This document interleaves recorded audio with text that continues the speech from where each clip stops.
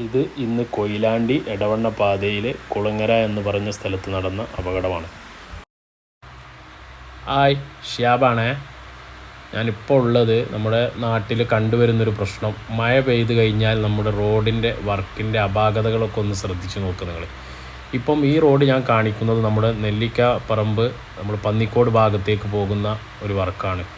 ഈ വർക്ക് മറ്റൊരു contract company ചെയ്ത വർക്കാണ്. 4 വർഷത്തോളമായിട്ട് നമ്മളെ ഈ റോഡിൻ്റെ വർക്കിൻ്റെ പ്രത്യേകത എന്താണെന്ന് വെച്ചാൽ സെൻറ്റർ കുറച്ച് ഉയർച്ച കൂട്ടിയിട്ടാണ് ഈ വർക്കുള്ളത്.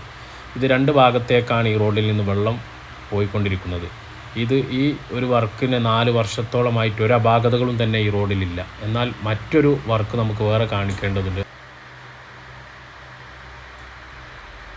ഈ റോഡ് നമ്മൾ കാണുന്നത് കൊയിലാണ്ടി എടവണ്ണ സംസ്ഥാന പാത റോഡാണ്.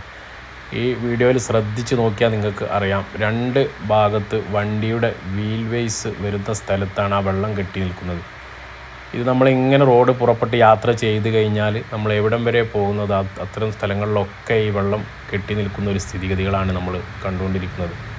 സ്ഥിരമായിട്ട് മാസത്തിൽ 10ഉം 15ഉം അപകടങ്ങൾ നടന്നുകൊണ്ടിരിക്കുന്ന റോഡാണ്.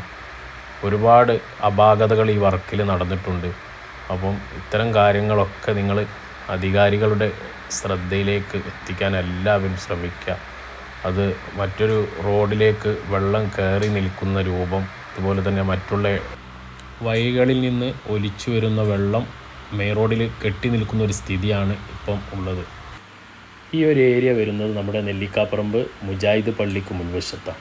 ചെറിയ മഴ പെയ്ത് കഴിഞ്ഞാൽ തന്നെ ഈ രൂപത്തിലാണ് ഇവിടെ വെള്ളം കെട്ടി നിൽക്കുന്നത്.